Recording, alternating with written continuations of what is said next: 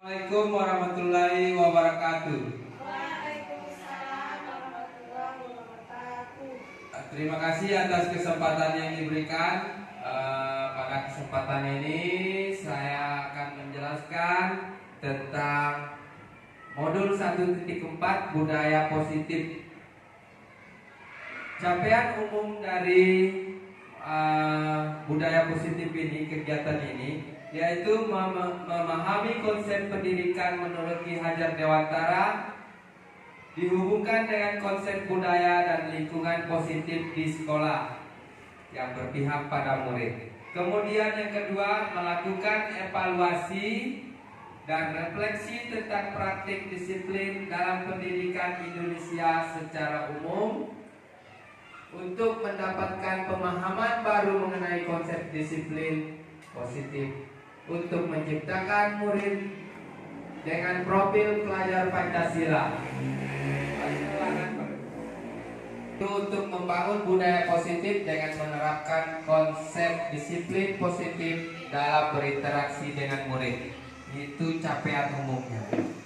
Pertanyaan pemantik, apakah Anda setuju dengan pernyataan ini? 1. Hukuman dapat mendisiplinkan anak. Kemudian 2, memberikan hukuman dengan hal positif seperti membaca atau membersihkan halaman sekolah dapat meningkatkan disiplin anak. Yang ketiga, memberikan penghargaan dapat meningkatkan motivasi belajar anak.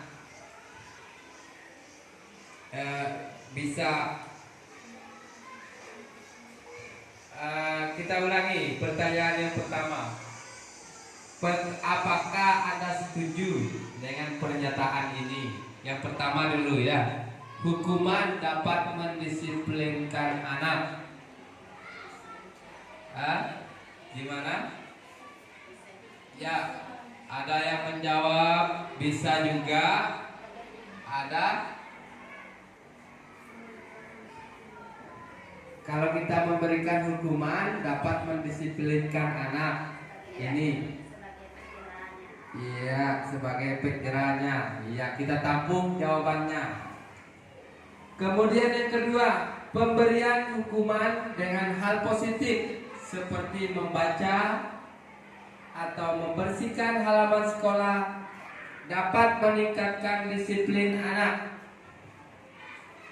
Gimana pendapatnya? Setuju dengan pernyataan ini atau tidak setuju? Setuju? Setuju. Yang pertama tadi setuju atau tidak setuju? Hukuman dapat mendisiplinkan anak. Setuju. Iya, kita tampung. Yang terakhir, memberi penghargaan dapat meningkatkan motivasi belajar anak. Setuju. Iya. Jadi pemberian hukuman dapat mendisiplinkan anak, ada benarnya. Nanti kita akan bahas selanjutnya ya. Selain hukuman, ada juga namanya yang lain. Selain sebelum itu kita bahas dulu tentang disiplin agar lebih berantai. Disiplin berasal dari bahasa Latin sebenarnya, yang artinya belajar. Tapi saat ini makna disiplin itu telah berubah di Indonesia. Maknanya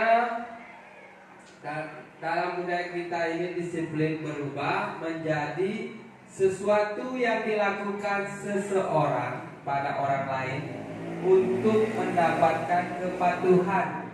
Misalnya tadi kita sekolah misalnya, itu supaya mendapatkan patuh, anak-anak itu patuh, disiplin, tepat waktu, begitu. Berubah maknanya. Jadi kegiatannya yang dilakukan maksudnya. Sebenarnya disiplin ini artinya belajar dari bahasa Latin. Selanjutnya, kecenderungan umum adalah menghubungkan kata disiplin dengan ketidaknyamanan, bukan dengan apa yang kita hargai atau mencapai suatu tujuan mulia. Jadi disiplin itu kalau di kita berhubungan dengan waktu, kemudian sikap kita dari atas patuh terhadap peraturan. Nah, itu yang kita maknai dengan disiplin. Perubahannya. Nilai-nilai kebajikan universal. Nilai-nilai ini dicapai oleh setiap anak Indonesia. Kita kenal dengan profil pelajar Pancasila. Yang pertama, beriman bertakwa kepada Tuhan Yang Maha Esa dan berakhlak mulia. Kemudian mandiri, bernalar kritis, berkebinekaan global, bergotong royong dan kreatif. Ini adalah nilai-nilai yang sudah disepakati sebagai kebijakan universal. Nah, kita di pembelajaran 2.2 teori motivasi hukuman, penghargaan dan restitusi. Tadi sudah hukuman, sekarang restitusi. Restitusi itu adalah proses menciptakan kondisi bagi murid untuk memperbaiki kesalahan mereka sehingga mereka bisa kembali pada kelompok mereka dengan karakter yang lebih baik. Jadi selain hukuman ada namanya restitusi. Di restitusi ini ada 3 kegiatan, 3 yang harus kita ketahui di sini. Nanti kita bahas 3 kegiatan itu. Restitusi juga merupakan proses kolaborasi yang mengajarkan murid untuk mencari solusi sendiri untuk masalah mereka sendiri dan membantu murid berpikir tentang orang seperti apa yang mereka ingin jadi atau tujuan mulianya, dan bagaimana mereka harus memperlakukan orang lain. Ini menurut Gosen 2004 tentang restitusi. Ciri-ciri restitusi bukan untuk menebus kesalahan, namun untuk belajar dari kesalahan. Kemudian memperbaiki hubungan. Kemudian tawaran, bukan paksaan. Restitusi menuntut untuk melihat ke dalam diri. Restitusi mencari kebutuhan dasar dan mendasari tindakan. Restitusi adalah cara yang paling baik. Restitusi fokus pada karakter, bukan tindakan. Restitusi fokus pada solusi. Restitusi mengembalikan murid yang berbuat salah pada kelompoknya.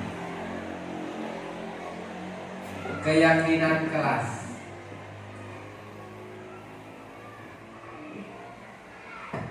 Berawal dari peraturan kelas, dari lingkaran kecil di dalam.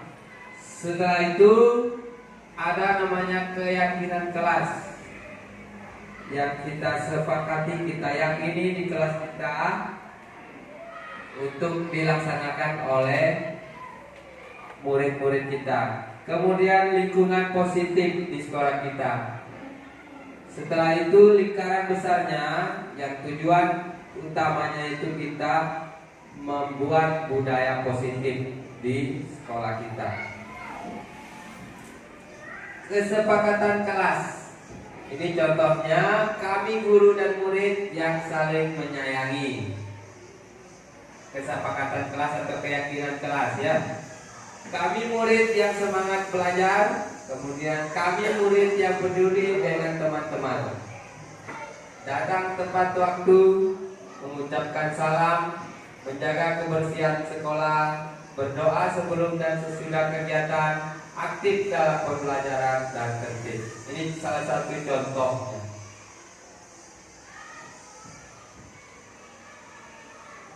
Perbedaan peraturan kelas dan keyakinan kelas.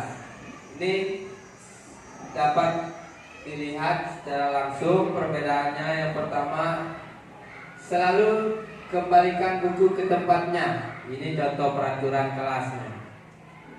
Kalau di keyakinan kelas ini maknanya tanggung jawab.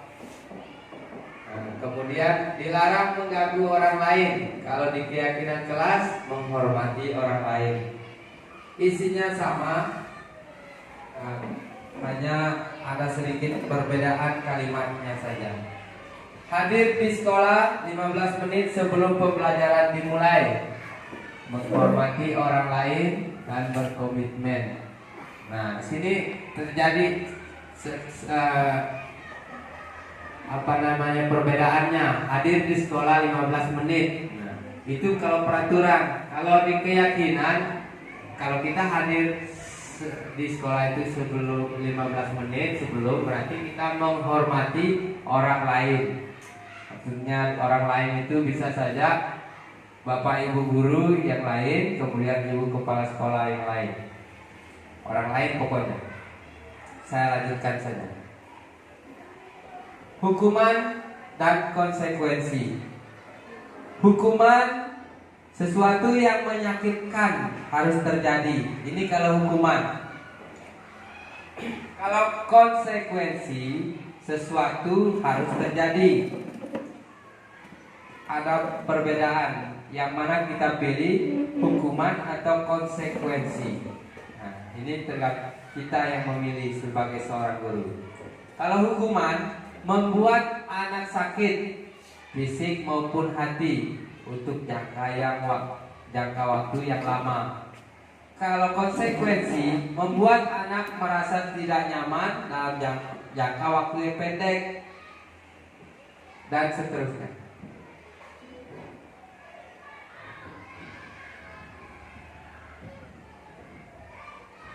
Lima posisi kontrol.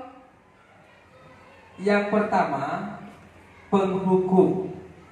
Kemudian pembuat orang merasa bersalah.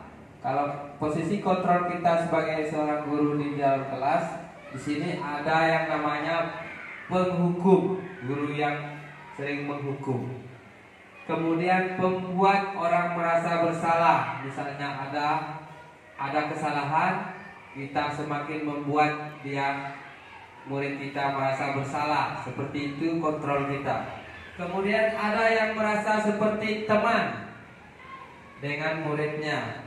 Kemudian ada yang posisi kontrolnya sebagai pemantau.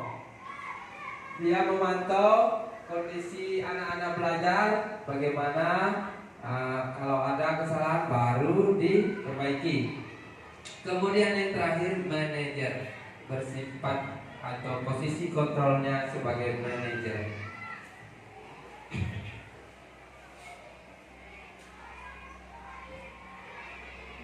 Yang terakhir, segitiga restitusi.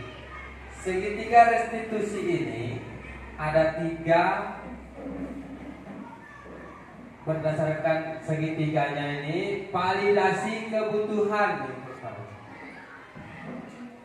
kemudian menstabilkan identitas dan menanyakan keyakinan.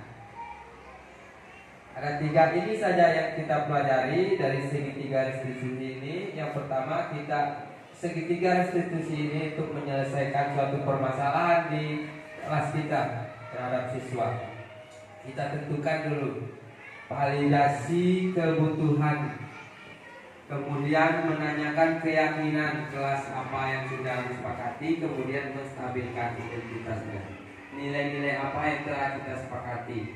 Nah, untuk lebih jelasnya, saya akan tampilkan video bagaimana cara menyelesaikan sebuah kasus di kelas dengan segitiga restitusi ini.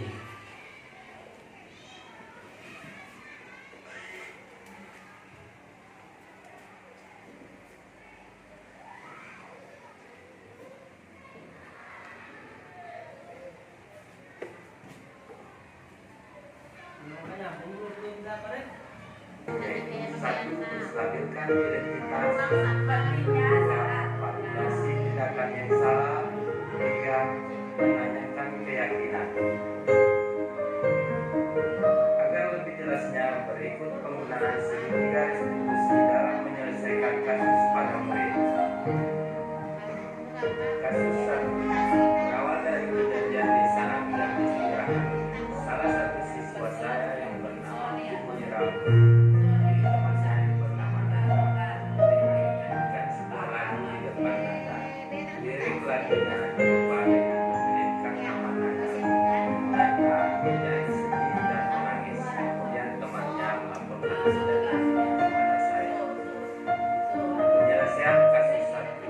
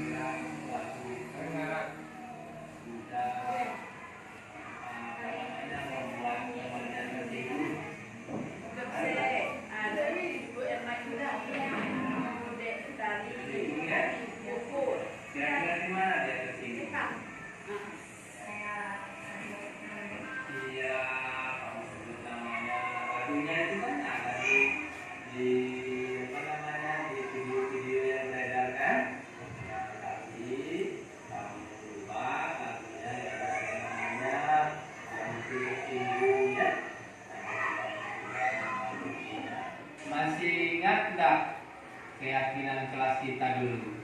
Masih, Pak. Kira-kira keyakinan kelas kita yang mana yang teman-teman? Menjaga rasa persaudaraan. Iya, ternyata kamu masih ingat ya. Jadi kalau melakukan sesuatu itu kita harus lihat dulu ya, apakah teman kita itu akan tersinggung atau tidak. Kalau tersinggung jangan lakukan ya. Sebenarnya membuli ini sudah dilakukan oleh teman-temannya itu dari dulu. Saya harap kamu bisa tidak ulangi lagi ya. Jangan karena membuli ini bisa merusak perasaan temanmu ya. Saya salah, saya minta maaf, saya tidak Baiklah, saya memaafkan kamu, tapi sebelumnya kamu panggil dulu Nanda ya. Di sini kami minta maaf terhadap silakan ya.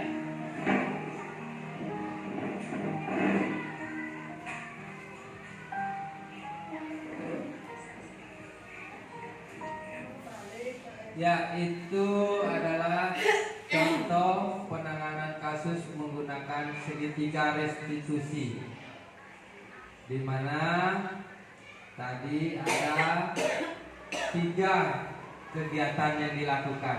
Yang pertama, validasi kebutuhannya dulu.